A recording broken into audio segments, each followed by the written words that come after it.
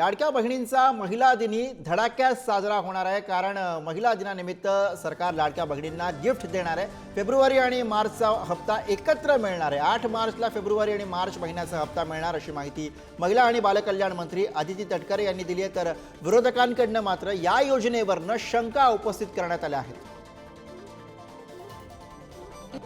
लाडकी योजना म्हणजे मुख्यमंत्री माझी लाडकी बहीण योजना आणि त्याच्या फेब्रुवारी महिन्याचा जो हप्ता आहे तो आम्ही 8 मार्च महिला दिन याच्या पूर्वसंध्येला त्याला अनुसरून आम्ही त्या ठिकाणी सर्व महिलांच्या थेट खात्यामध्ये उपलब्ध करून देणार आहोत आणि साधारणपणे 5-6 तारखेपासून याची प्रक्रिया पूर्ण होईल आणि सुरू होईल आणि 8 तारखेच्या आत सर्व महिलांच्या खात्यामध्ये फेब्रुवारी महिन्याचा हप्ता हा त्या ठिकाणी उपलब्ध होणार आहे।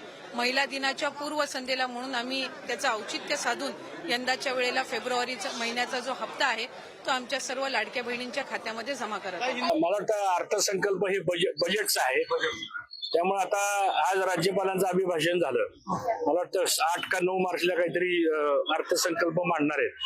बघू आता त्याच्यात काय काय येतंय, परंतु जे काही आश्वासन आपण निवडणुकीमध्ये लोकांना दिलेलं आहे, शेतकऱ्यांच्या कर्जमाफीचं आश्वासन दिलेलं आहे, 3 कोटी 2 कोटी 85 लाख लाडकी बहीणचे पैसे आम्ही कायम ठेवू, या सगळ्या गोष्टीचं आता काय होतं प्रतिबिंब बघू आपण बजेटमध्ये। आज आम्ही जाहीरपणे न बोलता अनेक मुद्दे आहेत। शेतकऱ्यांचा मुद्दा आहे, निवडणुकीपूर्वी असणारी लाडकी बहीण आता सावत्र बहीण झाली का असाही प्रश्न या ठिकाणी निर्माण होतोय आणि म्हणून अनेक मुद्दे आहेत। जी नोकर भरती या ठिकाणी करणार होते त्याचा विषय आहे, MPSC मधली नोकर भरती या ठिकाणी रखडली, पोलिसांची भरती त्या ठिकाणी रखडलेली आहे आणि म्हणून अनेक मुद्दे जे सरकारला या ठिकाणी घेरण्यासाठी आम्हाला मिळू शकतात।